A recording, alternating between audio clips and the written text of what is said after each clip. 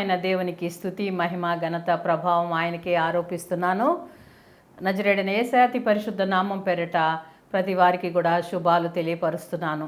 ఈరోజు ఈ యొక్క ప్రోగ్రామ్ని స్పాన్సర్ చేసినటువంటి వారు హైదరాబాద్ నుండి పోలో ఫిజియోథెరపీ కాలేజీ ప్రిన్సిపల్ అయినటువంటి హ్యానా రాజశేఖర్ గారు.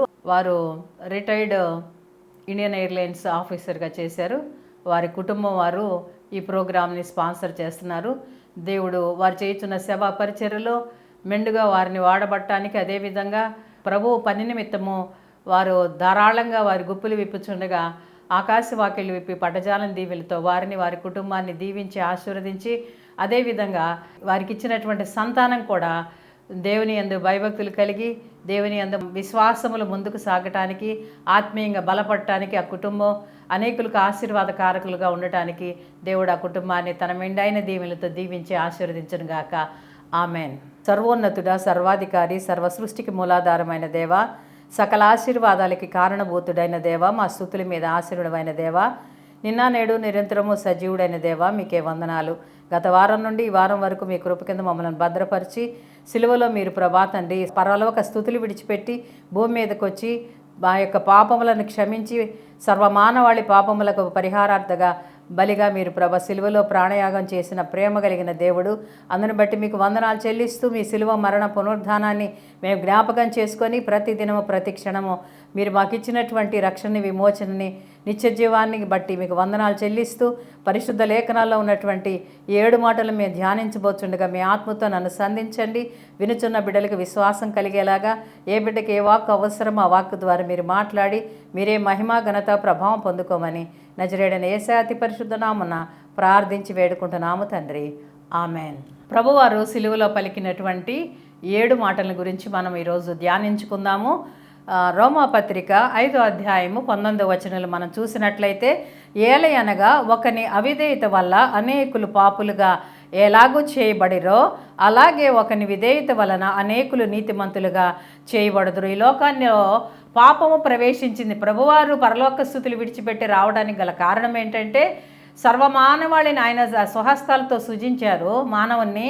అదేవిధంగా ఆయన ఊపిరినిచ్చారు, ఆయన యొక్క స్వరూపాన్ని ఇచ్చారు, ఆయన యొక్క ఆత్మలను అనుగ్రహించిన ఈ మానవులు దేవుని సన్నిధిలో ఉండకుండా ఆజ్ఞ అతిక్రమం వల్ల దేవుని సన్నిధి నుంచి నెట్టివేయబడి పాపముతో ఉండటం వల్ల, పాపం వల్ల వచ్చు జీతము మరణం కాబట్టి మరణం వల్ల మరి నరకాగ్నిలోకి వెళ్తారు. ఏ పాపంతో వచ్చినటువంటి మరణం ద్వారా నరకాగ్నిలోకి వెళ్తారు. కాబట్టి అట్టి నరకం నుండి తప్పించి పరలోక రాజ్యంలోకి ప్రవేశపెట్టాలంటే ఆయన పాప అపరాధ పరిహారార్థ బలిగా ప్రభువారు సిలువలో మరణించటానికి మరణ శాసనాన్ని రాసుకొని నరావతారిగా భూమి మీదకి వచ్చినట్లుగా చూస్తున్నాము.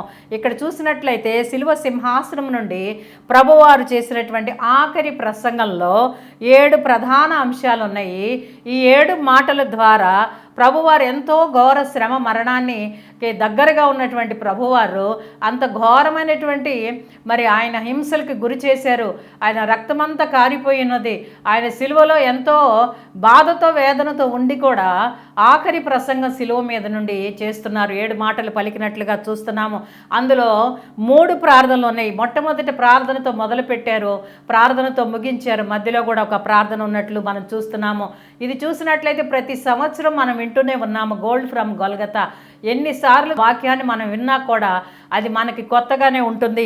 కాబట్టి ప్రభువారికి శిలువ మరణానికి పంపించడానికి గల కారణం ఏంటంటే, ఆయన మీద ఏ నేరము మోపబడిందంటే దేవదూషణ అనేటువంటి నేరము. దేవదూషణ అనేటువంటిది చేసినప్పుడు దానికి శిక్ష ఏమని ఉందనంటే, పరిశుద్ధ గ్రంథంలో లేవీకాండము 24వ అధ్యాయము 16వ వచనములు ఏమని ఉందంటే మరణ శిక్ష విధించాలి అని. కాబట్టి యేసుప్రభుల వారు మరి దేవదూషణ చేశారా లేదా అనే విషయాన్ని మనం ఒక్కసారి గమనించినట్లయితే, అక్కడ యేసుప్రభు వారిని మరి ఆయన చేస్తున్నటువంటి ఆశ్చర్యకార్యాలు, అద్భుత కార్యాలను బట్టి అనేక మంది ఆయనని వెంబడిస్తున్నారు.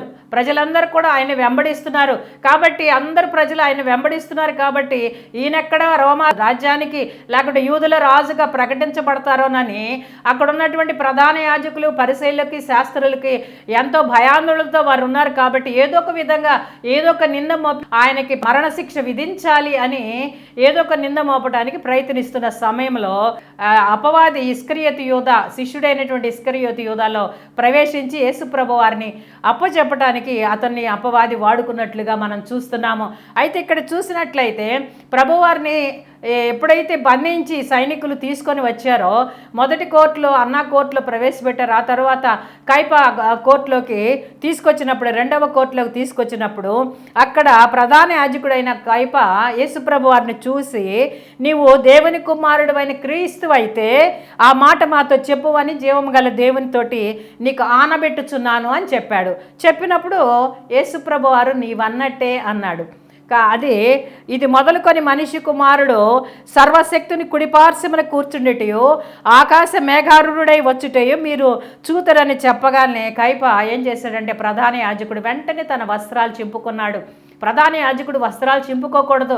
అలాంటిది ప్రభువారు మాట్లాడిన మాట ఏది కూడా ఇందులో తప్పు లేదు. కానీ అక్కడ మనిషి కుమారుడు సర్వశక్తిని కుడిపార్శ్వమున కూర్చున్నాడు అనే మాట వారికి అభ్యంతరకరంగా ఉంది కాబట్టి దేవునితో సమానంగా ఈ మనిషి కుమారుడు పోల్చుకుంటున్నాడు, ఎంచుకుంటున్నాడని దేవదూషణ చేస్తున్నాడని చెప్పేసి దేవదూషణ అనేటువంటి ఒక నేరాన్ని మోపి ప్రభువారిని సిలువకు అప్పగించటానికి, మరణశిక్ష విధించటానికి, వారికైతే మరణశిక్ష వేయటం వారికి ఉన్నది కానీ దాన్ని అమలుపరిచేటువంటి పవర్ వారికి లేదు కాబట్టి వారు ఏం చేశారంటే పిలాతు అనేటువంటి గవర్నర్ దగ్గరికి పంపించడం జరిగింది. సెన్హెడ్రిన్ సభలో వారు ఆమోదించబడి ఆ తర్వాత పిలాతు దగ్గరికి తీసుకెళ్ళినట్టు మూడో కోర్టులో ఈ మొదటి 3 తీర్పులు మొదటి 3 కోర్టుల్లో జరిగింది మతపరమైనదైతే, అన్నా దగ్గర, కైపా దగ్గర, సెన్హెడ్రిన్ సభలో జరిగింది మతపరమైనది అయితే, మరి మిగిలిన 3 పిలాతు దగ్గర, హేరోదు దగ్గర, మళ్ళీ తిరిగి పిలాతు దగ్గర జరిగిన ఈ 5 గంటల్లో 6 కోర్టుల్లోకి యేసుప్రభు వారిని ప్రవేశపెట్టారు. తెల్లవారుజామున 2:30 గంటల నుంచి మొదలుపెట్టి ఉదయకాలం వరకు కూడా ప్రభు వారిని 6 కోర్టులో ప్రవేశపెట్టినట్లుగా మనం చూస్తున్నాము. అయితే అక్కడ మరణానికి పాత్రుడని వారు నిర్ణయించారు కానీ మరణాన్ని అమలుపరచడానికి పిలాతు దగ్గరికి పంపించినట్లుగా మనం చూస్తున్నాము.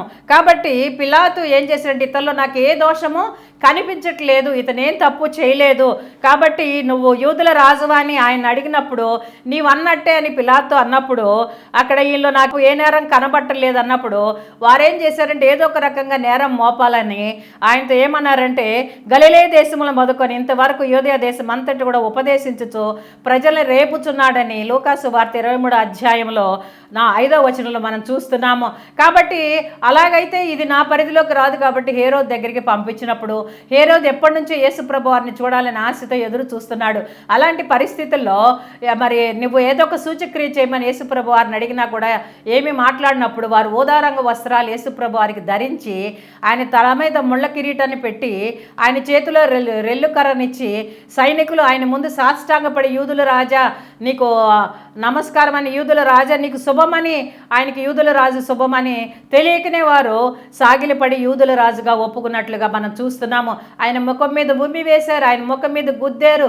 ఆ విధంగా అతను యేసుప్రభు వారిని హింసకు గురి చేసి ఆ తర్వాత పిలాతు దగ్గరికి పంపించినప్పుడు అక్కడ పిలాతు మరి యేసుప్రభు వారిని భార్య చెప్పింది, క్లౌదియా ప్రొకల్ల పిలాతు భార్య, ఈ నీతిమంతుడు తెల్లవారుజామునకు ఒక కలగన్నాను నేను, ఈ నీతిమంతుడు ఆ నీతిమంతుడి విషయంలో నువ్వు ఆయన జోలికి వెళ్ళొద్దు అని చెప్పినా కూడా ఆయన ఏం చేశాడంటే రోమా ప్రభుత్వాన్ని అక్కడ ఉన్నటువంటి ఆ రోమన్స్కి భయపడిపోయి తన యొక్క పదవికి ఎక్కడ ముప్పు వస్తుందోనని చెప్పేసి పిలాతు యేసుప్రభు వారిలో ఏ తప్పు లేదని గ్రహించినప్పటికి కూడా శిలువ మరణానికి అప్పగించినట్లు మనం చూస్తున్నాము. అయితే ఇక్కడ ఆ శిలువ మరణాన్ని యేసుప్రభు వారికి 1 తక్కువ 40 కొరడా దెబ్బలు కొట్టడానికి కూడా అప్పగించినట్లు చూస్తున్నాము. యేసుప్రభు వారికి 1 తక్కువ 40 కొరడా దెబ్బలు అనేక మార్లు కొట్టారు కాబట్టి ఆ యొక్క కొరడాకి చివరన ఆ ముళ్ళగుత్తి ఎత్తి వేసి కొట్టినప్పుడు దానితో పాటు మాంసము కూడా యేసుప్రభు వారి శరీరం నుండి వచ్చినట్లు మనం చూస్తున్నాము. వీపు దున్నబడింది, మనం చూస్తున్నాం. అక్కడ వీపు దున్నబడింది, చెంపలు పెరికివేయబడ్డాయి, మరి శిరస్సున ముండ్ల కిరీటం పెట్టబడింది, ధవళవర్ణుడు రక్తవర్ణుడిగా మార్చబడ్డారు. ఇవన్నీ మన పాప దోషముల వల్ల ప్రభువారు ఆ శిక్షకు గురయ్యారు. నీతిమంతుడైన దేవుడు అనీతిమంతుడిగా తీర్చబడ్డాడు. మనం పాపులమైన మన పాపాలన్నీ కూడా ఆయన భరించి, ఆయన పాపిగా, నీతిమంతుడైన దేవుడు పాపిగా శిలువలో నిలబడట్లుగా మనం చూస్తున్నాము. ప్రభువారు, యేసు ప్రభువారు మోసినటువంటి శిలువ 150 కేజీలుగా మనం చూస్తున్నాము. ప్రభువారు వెయిట్ ఏమో, ఆయన యొక్క వెయిట్ చూస్తే 85 కేజీలు, ఆయన హైట్ చూస్తే 5 అడుగుల 11 చూస్తున్నాము. యేసు ప్రభువారు శిలువ మోస్తూ 3 సార్లు నేల మీద పడినట్లుగా చూస్తున్నాం. ఆయనకి 5480 గాయాలు పడినట్లు, 150 బాగా లోతైన గాయాలు ఆయనకు తగిలినట్టు, ముండ్ల కిరీటానికి 17 ముళ్ళుతోటి శిరస్సు మీద లోతుగా దిగబడినట్లుగా మనం చూస్తున్నాము. 350 మంది మరి సైనికులు 50 మంది గుర్రాలతోటి ఆయనను కొట్టుకుంటూ మరి వీధుల వెంట లాక్కెళ్ళినట్లు మనం చూస్తున్నాము. మరి ఆ కాలంలో యేసుప్రభు వారి మరణము ఏప్రిల్ 7వ తారీఖునగా మరి క్యాలెండర్ ప్రకారంగా మనం చూస్తున్నాము. అయితే ఇక్కడ చూస్తే మరణాన్ని డాక్టర్ లూకా అనేటువంటి, మరి లూకా సువార్త రాసినటువంటి డాక్టర్ లూకా దీన్ని సర్టిఫై చేసినట్లుగా మనం చూస్తున్నాము. కీర్తన 129 దావీదు కీర్తన 3వ వచనం చూస్తే, దున్నువారు నా వీపు మీద దున్నిరి కానీ వారు చాళ్లు పడువు చేసిరి అని ఉన్నది. కాబట్టి యేసు ప్రభు వారు తలుచుకుంటే 12 వ్యూహాల సైన్యాన్ని పిలిచి ఒక్క దోతే 185,000 మందిని చంపినట్లు, శత్రువులు చంపినట్లుగా మనం చూస్తున్నాము. అలాంటిది 12 వ్యూహాల సైన్యం అంటే ఎన్ని లక్షల మంది దూతలు రాగలరో, కానీ దేవుని యొక్క ప్రణాళిక అది కాదు. సిలువ అనేది మనం చూసినట్లయితే, మరి ఆ సిలువ మరణం ద్వారా మనకందరికీ కూడా రక్షణ ఇవ్వటానికి ఆయన ప్రణాళిక రూపకల్పన చేసుకొని భూమి మీదకి వచ్చిన దేవుడు. కాబట్టి ఆయన ఈ యొక్క సైనికులు ఒక్క క్షణంలో మరి అందరినీ కూడా నిర్మూలన చేయగలిగిన శక్తి ఉన్నప్పటికీ కూడా చేయకుండా మనందరి పాపం నిమిత్తము సిలువలో ఆయన బలియాగం అవుతున్నట్లు చూస్తున్నాము. సిలువ అనేది 2 కర్రలు సముదాయం. జకర్యా గ్రంథము మనం చూసినట్లయితే సిలువ అనేది 2 కర్రల సముదాయం. నిలువు కర్ర చూస్తే ఆయన యొక్క సౌందర్యానికి, ఆయన సొగసైనను స్వరూపైనను లేకుండా మరి ఆయన ధవళవర్ణుడు రక్తవర్ణుడిగా మార్చబడినట్లుగా మనం చూస్తున్నాము. అదేవిధంగా అడ్డకర్ర బంధాన్ని సూచిస్తుంది. ఆయన స్వరూపంలో మనము ఆయన రక్తం మనలో ప్రవహిస్తుండగా ఆయన ఆత్మలు మనలో ఉన్నటువంటి ఈ బంధంతో మనము నరకాగ్నిలో వెళ్ళకూడదని ఆయన పరలోక స్థుతిలో విడిచిపెట్టి భూమి మీదకి వచ్చినట్లుగా మనం చూస్తున్నాము. అడ్డకర్రని నిలువు కర్రని ఆయన విరిచేసాడు. అంటే అపవాదిని సిలువలో మరి సిలువలో కొట్టినట్లుగా మనం చూస్తున్నాము. ప్రభువారిని సిలువ వేసినటువంటి సమయం ఉదయం 9 గంటల సమయంలో ప్రభువారిని సిలువ వేశారు. 3 గంటలకు ప్రభువారు ప్రాణాన్ని విడిచారు. మధ్యకాలము 6. కాబట్టి 9 అనేది అపవాది సంఖ్య, 6 అనేది మానవుని సంఖ్య, 3 అనేది తండ్రి కుమార పరిశుద్ధాత్ముడు ఈ యొక్క రక్షణ కార్యాన్ని మానవులమైన మన కొరకు 6 గంటలు, 6 అనేది మానవుని సంఖ్య. కాబట్టి మానవుల కొరకు అపవాదిని మరి పాతాళంలో బంధించటానికి, ఆయన అపవాదిని మీద మరి జయాన్ని దయచేయటానికి, మనందరినీ కూడా అపవాది నుంచి విడిపించటానికి ఆయన యొక్క ప్రశస్తమైన రక్తము వెలచెల్లించి అపవాది నుంచి మనల్ని విముక్తులుగా చేయడానికి ప్రభువారు ఆ విధంగా 6 గంటల సిలువలో వేలాడినట్లుగా మనం చూస్తున్నాము. కాబట్టి ఇక్కడ చూసినట్లయితే ప్రభువారు మోసినటువంటి సిలువలు 3గా చూస్తున్నాము. పాపాలు ఒకటి, పాపపు సిలువ ఒకటి, నేరాలు అనేటువంటి ఒక సిలువ, 3వది కర్ర సిలువగా మనం చూస్తున్నాము. మరణ శిక్షకు తగినటువంటి పాపము ఒక్కడు చేయగా అతన్ని చంపి మ్రాను మీద వ్రేలాడదీయాలని మరి ద్వితీయోపదేశ కాండంలో రాయబడి ఉన్నది. కాబట్టి ఈయన మరణ శిక్షకు తగిన పాపము ఏమీ చేయలేదు, ఆయన నీతిమంతుడు అని గవర్నర్ అనేటువంటి పిలాతు కూడా ప్రకటించి మరణానికి అప్పగించినట్లుగా చూస్తున్నాను. అందుకని యేసుప్రభులు వారు యోహాను సువార్త 8వ అధ్యాయం 46వ వచనం చూస్తే, నాలో పాపమున్నదని మీలో ఎవడు స్థాపించగలడు? అలాంటి ఛాలెంజ్ చేసినటువంటి దేవుడు ఒక్క యేసుప్రభు వారు ఒక్కరే. కాబట్టి ఆయన రక్త ప్రోక్షణ వల్ల పాపములను పరిహారం జరుగుతుంది. కాబట్టి ఆయన సిలువలో తన అమూల్యమైనటువంటి రక్తాన్ని ఆఖరి బొట్టు వరకు చిందించి అపవాది నుండి మనల్కి విమోచన కలుగు చేసినటువంటి దేవుడు. సిలువలో మొట్టమొదటిగా ప్రభువారు పలికినటువంటి మాటను మనం చూసినట్లయితే, తండ్రి వీరేమి చేయుచున్నారో వీరెరుగరు గనుక వీరిని క్షమించమని మొట్టమొదటి ప్రార్థన చేసినట్లుగా చూస్తున్నాము. కాబట్టి ఆయన ఎంతో వేదంలో, మరి ఆయన ఎంతో శ్రమలో ఉన్నారు. ఆయన వీపంతా దున్నబడింది, ఆయన రక్తసిక్తమైపోయి ఉన్నారు.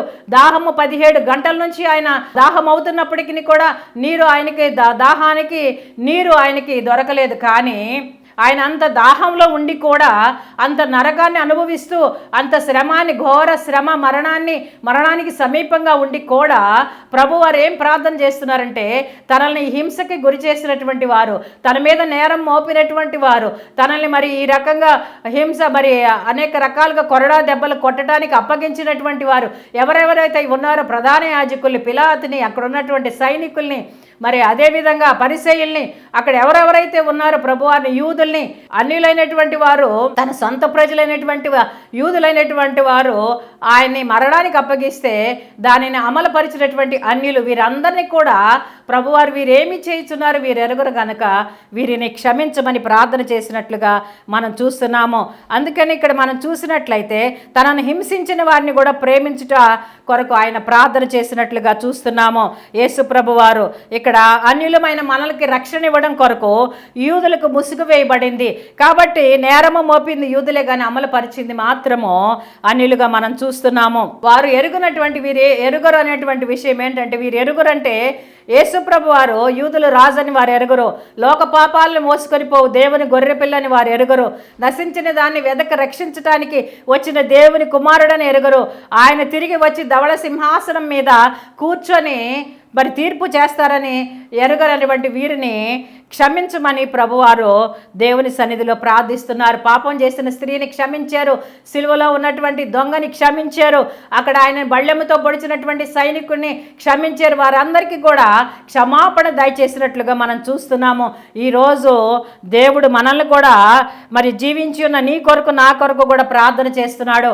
ఇంకనూ దేవుడు నీలో మార్పు కొరకు ఎదురు చూస్తూనే ఉన్నాడు. నువ్వు చేస్తున్న ప్రతి పాపాన్ని క్షమించటానికి ఆయన సిద్ధంగా ఉన్నాడు.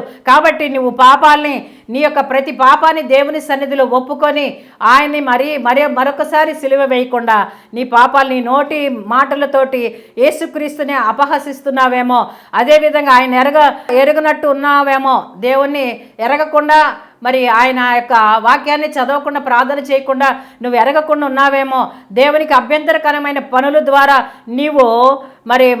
నిన్ను నీవు పాడు చేసుకుంటూ తండ్రి కుడిపార్శ్వన కూర్చుండి ఆయన పాడు చేసుకుంటా నిన్ను గురించి కూడా ఎప్పుడైతే నువ్వు అభ్యంతరకరమైన పనుల ద్వారా నువ్వు పాడు చేసుకున్నావేమో, అయినప్పటికీ నీ తండ్రి కుడిపార్శ్వాన్ని కూర్చుండి ఇంకనూ ప్రజల కొరకు ప్రభు విజ్ఞాపన ప్రార్థనలు చేస్తూనే ఉన్నట్లుగా రోమపత్రిక 8:34 మనం చూస్తున్నాము.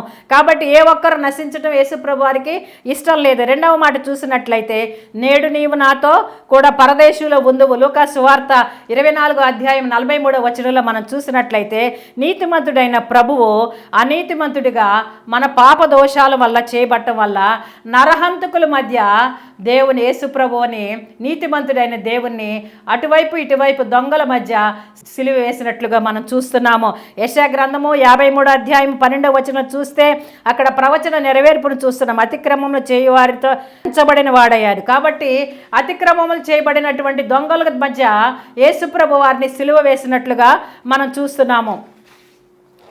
అయితే ప్రభు ఎడం వైపున ఉన్నటువంటి దొంగ యేసుప్రభు వారిని నిందిస్తూ, నువ్వు దేవుని కుమారుడు అయితే నిన్ను నీవు రక్షించుకొని మమ్మల్ని కూడా రక్షించు అని మరి ఎగతాళిగా మాట్లాడుతున్నట్లు చూస్తున్నాం. దానికి కుడివైపున ఉన్నటువంటి దొంగ తన బాధలో కూడా అతన్ని గద్దించి, మనకైతే ఇది న్యాయం కానీ మరి ఏ దోషము లేదు ఈయన యందు, ఈయన నీతిమంతుడు అని, అంతేకాకుండా ఆయనకి అన్యాయంగా ఈ యొక్క శిలువ మరణాన్ని గురి చేశారు వారు అన్నట్లుగా మాట్లాడుతున్నాడు. అయితే ఆయన యూదుల రాజని అతను గ్రహించాడు. అంత మత్తులు, అంత హింసలు అతను గురి అవుతూ కూడా అతని ప్రాణం కూడా పోయే స్థితిలో ఉన్నప్పటికీ కూడా యేసుప్రభు వారు ఆయన ఒక రాజుగా ఆయన గుర్తించారు. ఎందుకంటే యేసుప్రభు వారి శిలువ మీద ప్రతి వారికి కూడా శిలువ మీద ఏమని రాస్తారంటే, వారు చేసిన దొంగ పనులను గురించి, వారు చేసినటువంటి పాపాన్ని గురించి శిలువ మీద పై విలాసం రాస్తారు. కానీ యేసుప్రభు వారికి శిలువ మీద యూదుల రాజు అనేటువంటిది రాయడం చూసి అతను ఈయన యూదుల రాజు కాబట్టి ఈయన రాజ్యంతో తిరిగి వస్తాడు కాబట్టి ఆ రాజ్యములో నన్ను కూడా జ్ఞాపకం చేసుకోమని అడుగుతున్నాడు. యేసు నీవు నీ రాజ్యముతో వచ్చినప్పుడు నన్ను జ్ఞాపకం చేసుకోమని ప్రార్థన చేస్తున్నాడు. కాబట్టి ప్రభువారి బోధల్లో నీటి మూలముగా ఆత్మ మూలముగా జన్మిస్తే కానీ పరలోక రాజ్యంలో ప్రవేశించలేరు. అలాంటిది యేసుప్రభు వారు నేడు నీవు నాతో పరదేశంలో ఉంటావు అని చెప్తున్నాడు అని అంటే మరి అతను బాప్తిస్మ పొందలేదు, మరి నీటి మూలంగా కానీ ఆత్మ మూలంగా కానీ పొందలేదు. కానీ అతను ఏ విధంగా యేసుప్రభు వారు అతని పరదేశంలోకి అనుమతించాడు అనేది మనం చూస్తే అతనిలో ఉన్నటువంటి గొప్ప విశ్వాసము, అతనిలో మార్పు చూశాడు యేసుప్రభు వారు.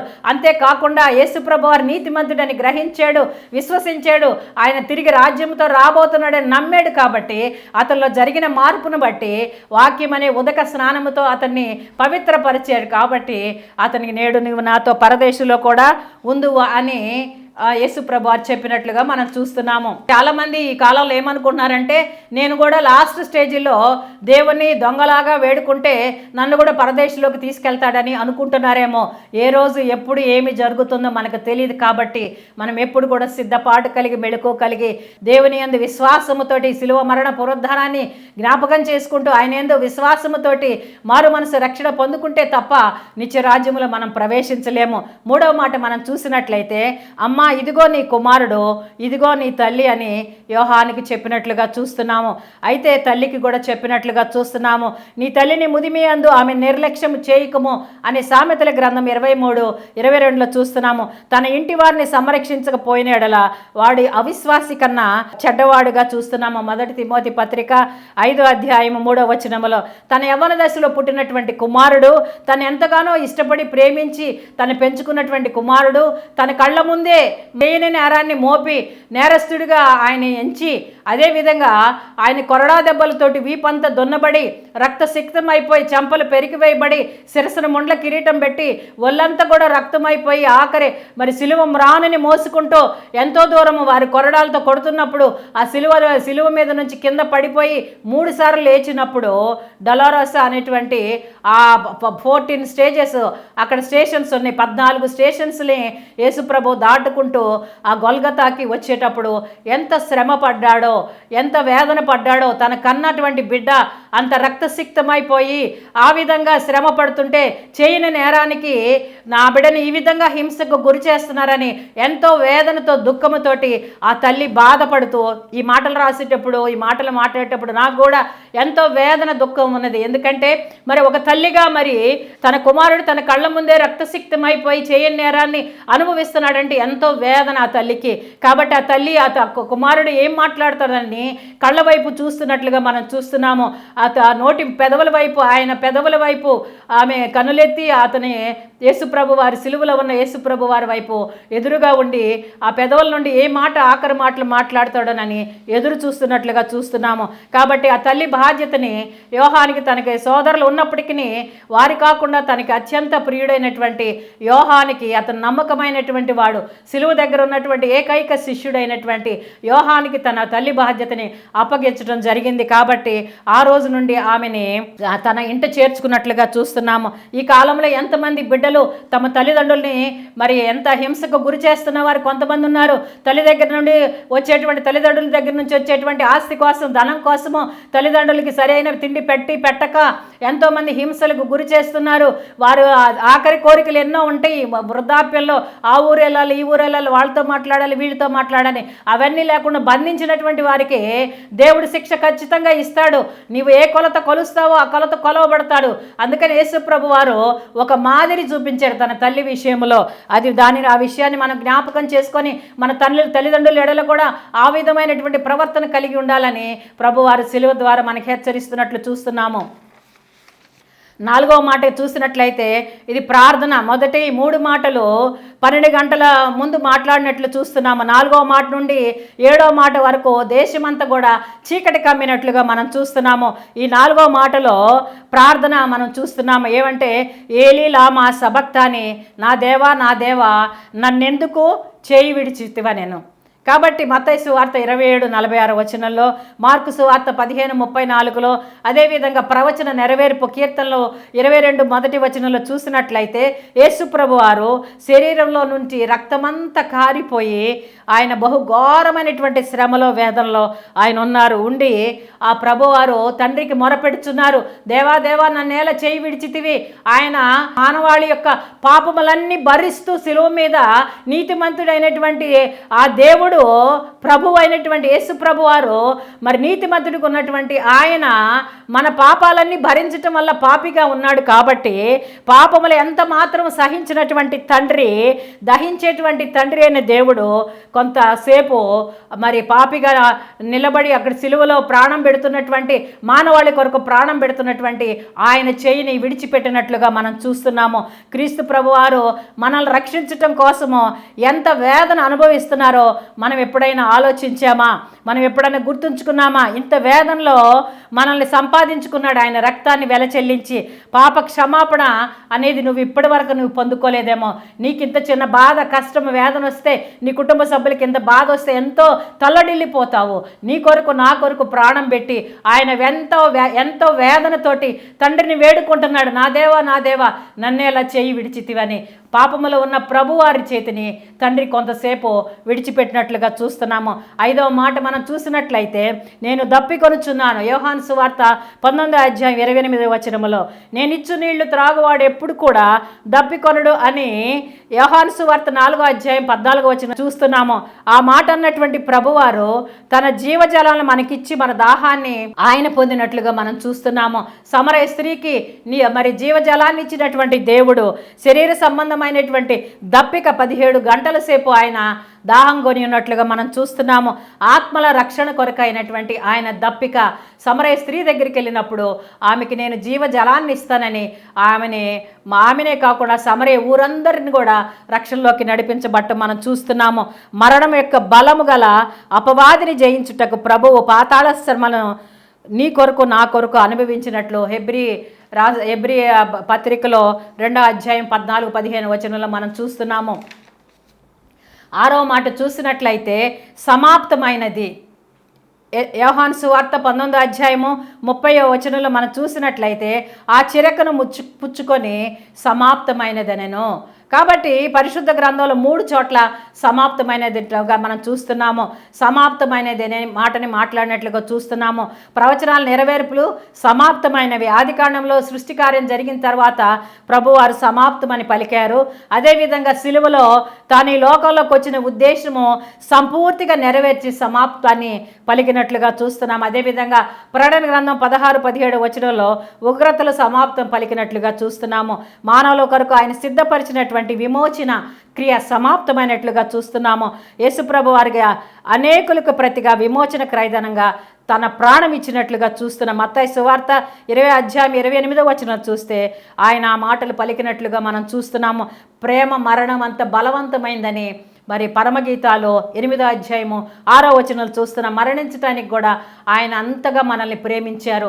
ఎంతగా ప్రేమించారంటే ఆ ప్రేమ అగాపే ప్రేమతో మనల్ని ప్రేమించారు. కాబట్టి ఆయన మరణానికి మనము నరకాగ్నిలోకి పడి నిత్య నరకంలోకి వెళ్ళడం ఇష్టం లేక ప్రాణం పెట్టడానికి భూమి మీదకి వచ్చారు. అందుకని రోమపత్రిక 10:4 వచనం చూసినట్లే విశ్వసించు ప్రతి వారికి నీతి కలుగుటకై క్రీస్తు ధర్మశాస్త్రానికి సమాప్తి అయి ఉన్నాడు. సిలువలో సాతానుడి తల చితకగొట్టినట్లుగా సమాప్తం చేయబడినది. 7వ మాట మనం చూసినట్లయితే, తండ్రి నీ చేతికి నా ఆత్మను అప్పగించుచున్నాను. కాబట్టి లూకాసు వార్త 23:46 వచనం చూస్తే ఇది యూదులకు గుడ్ నైట్ ప్రేయర్గా మనము చూస్తున్నాం. నా ఆత్మను నీ చేతికి అప్పగిస్తున్నానని ప్రార్థించి నిద్రపోతారు యూదులు. కాబట్టి ప్రసంగి గ్రంథము 12:7 వచనంలో చూస్తే, మన్నైనది వెనటికి మన్నై ఉన్నది మరల భూమికి చేరును, ఆత్మ దానిని దయచేసిన దేవుని దగ్గరికి పోవునని. కాబట్టి ఆయన పొందినటువంటి మరణాన్ని మొట్టమొదటిగా మనం చూస్తే వాలంటరీ డెత్. ఆయన మరి తనంతట తాను ప్రాణం పెట్టినట్లుగా చూస్తున్నాము. యోహాను సువార్త 10:18 వచనాలు చూస్తే, ఎవడు నా ప్రాణము తీసుకొనడో నా అంతటా నేనే దానిని పెట్టుచున్నాను, దానిని పెట్టుటకు నాకు అధికారం కలదు, దాన్ని తిరిగి తీసుకున్నటకు నాకు అధికారం కలదు. కాబట్టి ఆయన ఇష్టపూర్వకంగా తన ప్రాణం పెట్టినట్లుగా చూస్తున్నాము. అదేవిధంగా వికేరియస్ డెత్, ఇతరుల కొరకు ప్రాణం పెట్టినట్లుగా బాగైనట్లుగా చూస్తున్నాం మనము. మూడవదిగా చూస్తే విక్టోరియస్ డెత్, మరణపు ముళ్ళును విరిచి విజయాన్ని పొందినటువంటి స్థితిని మనం చూస్తున్నాము. కాబట్టి ఇక్కడ తండ్రి అయినటువంటి దేవుడు నిన్న నేడు నిరంతరము సజీవుడైన దేవుడు, మరి ఆయన సృష్టికి మూలాధారమైన దేవుడు. నీ చేతి కంటే ఆయన చేతితోటి భూమికి పునాది వేసినటువంటి వాడు, మానవుని స్వహస్తాలతో చేసినటువంటి దేవుడు, ఆయన చేతులు ఎత్తి మనల్ని ఆశీర్వదించిన దేవుడు, చర్మపు చొక్కాయలు ఇచ్చినటువంటి చేతులు అవి, 2 పలకల మీద శాసనాలు రాసినటువంటి చేతులు, అంతేకాకుండా స్వస్థపరిచి చనిపోయిన వారిని లేపినటువంటి చేతులు, మరణ శాసనాన్ని బెల్షాజరుకు రాసినటువంటి చేతులు, రక్షించటానికి కొరచగానే చేతులున్న ఆ చేతుల్ని ఆయన నీ చేతికి అప్పగిస్తున్న నా ఆత్మను అప్పగిస్తున్నాను అన్నాడు. పేతురు రాసిన మొదటి పత్రిక 4:19 చూసినట్లయితే, కాబట్టి దేవుని చిత్త ప్రకారం బాధపడువారు సత్ప్రవర్తన గలవారై నమ్మకమైన సృష్టికర్తకు తన ఆత్మలను అప్పగించుకొనవలెను. కాబట్టి అప్పగించుకుంటా అంటే తిరిగి తీసుకొనుట అనేటువంటి అర్థాన్ని సూచిస్తుంది. కాబట్టి ప్రాణం పెట్టుటానికి ప్రభువారు తిరిగి తీసుకొనటానికి కూడా అధికారం ఉన్నదని తన తండ్రి నుండి పొందినట్లుగా మనం చూస్తున్నాము. ఎప్పుడైతే ఆత్మని తండ్రికి అప్పగించబడ్డాడో వెంటనే కూడా సృష్టి స్పందించినట్లుగా మనం చూస్తున్నాము. ధరణి వణికింది, భూమి అంతా కూడా ఒక్కసారి వణికినట్టుగా బండలు బ్రద్దలైనవి, సమాధులు తెరవబడ్డాయి, దేవాలయపు తెర పైనుండి కిందకి చినిగిపోవడం చూస్తున్నాము. కాబట్టి చనిపోయిన వారందరూ కూడా లేపబడినట్లుగా చూస్తున్నాము. కాబట్టి ఇక్కడ చూసినట్లయితే ప్రభువారు ప్రక్కన ఉన్నటువంటి దొంగకి పరదైష్ ప్రాప్తించేలాగా చేశారో, క్రింద ఉన్నటువంటి శతాధిపతికి అతని కన్నుని బాగు చేసినట్లుగా ఆయన యొక్క రక్షణ ప్రణాళిక, అంతేకాకుండా ఆయన సిలువలో మరణాన్ని అనుభవిస్తూ కూడా ఒక అతనిని క్షమించి పరదైషలోకి తీసుకెళ్ళడం జరిగింది. ఆయన యొక్క సిలువ ప్రసంగంలో గోల్డ్ ఫ్రమ్ గోల్గొతా. కాబట్టి ఆయన సిలువలో చేసినటువంటి ప్రసంగంలో 7 మాటల్లో ప్రభువారు ఒకరిని పరదైషుకు నడిపించారు. అతని యొక్క రక్తం చెందటం వల్ల, యేసు ప్రభు వారి రక్తం చెందటం వల్ల శతాధిపతి కన్ను కూడా బాగైనట్లుగా చూస్తున్నాము. సిలువ మరణ పునరుద్ధానాన్ని మనం నమ్మి విశ్వసించి ఆయన మార్గంలో ఎప్పుడైతే నడుస్తామో వారు నీతిమంతులుగా తీర్చబడతారు. నీతిమంతులుగా తీర్చబడినప్పుడే నిత్య రాజ్యంలో మనం వారసులుగా ఉంటాము. అట్టి భాగ్యత దేవుడు మనందరికీ అనుగ్రహించునుగాక. ఆమెన్.